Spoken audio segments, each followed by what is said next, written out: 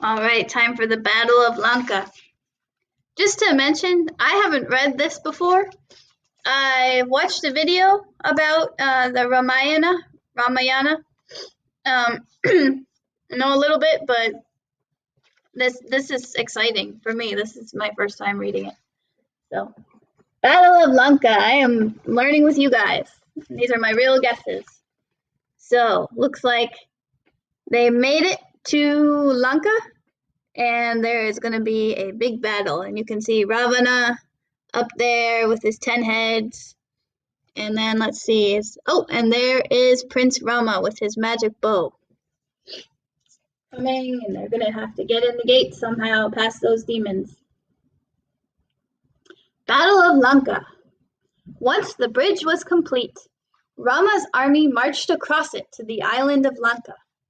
At the gates of Ravana's capital city stood the imperial demon army, equipped and ready for war. In keeping with the rules of engagement, Rama dispatched a final messenger to ask Ravana to release Sita and avoid war and bloodshed. Last minute way to avoid war. Very good. But the demon king laughed off the request, declaring that the only thing Rama would gain from Lanka was his own death. Having no further choice, Rama instructed his army to make themselves ready for an attack. The bears uprooted trees and boulders, while the Vanaras tore down branches and gathered stones, making weapons with whatever might crack a Rakshasa skull, demon skull. I wonder why the author decided to use the word Varana instead of monkey. Interesting. But he still says bears and not a Hindi word for bear. All right, the jungle army stood ready to attack at Rama's signal.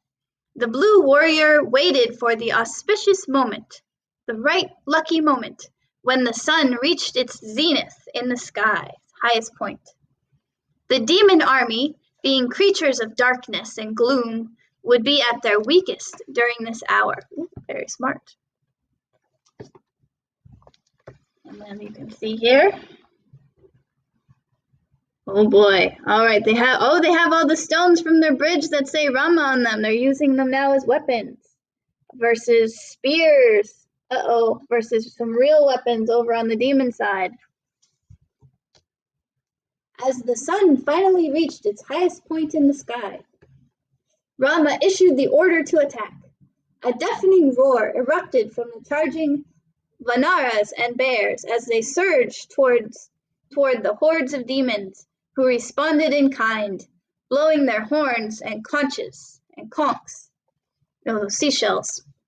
The rancor was terrible as the armies thundered toward each other.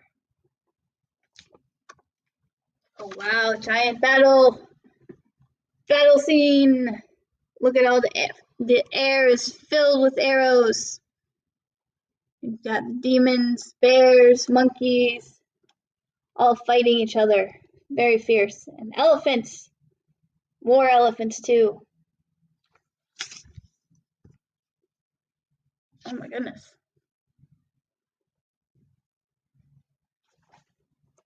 Evil arrows. Before long, it became clear that the monkeys and bears were more than worthy opponents. Oh, that's good. The animals shattered, squashed, and ripped apart their enemies. Noticing their ranks dwindling far faster than they had ever seen, the demons turned to sorcery and began firing magic arrows that transformed into deadly snakes. The tide seemed to turn as Rama's warriors began dying by the hundreds. But then Lakshman picked up one of the snake arrows and fired it back at the demon army. As it shot through the air, it transformed into an eagle who screeched down upon the mass of snakes and began ripping the serpents to shreds. Soon the sky was filled with arrows turned eagles, and the reptile menace was annihilated. Ravana's own sons, brother, and best generals led ferocious attacks against Rama's army, but one by one they were all defeated. The war seemed to be tipping in Rama's favor, until the demon king decided to take matters into his own hands. And I didn't show you pictures here. The fighting. Bears and monkeys doing well.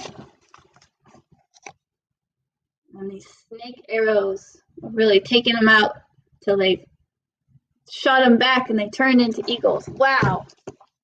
Epic battle. Ravana's rampage next.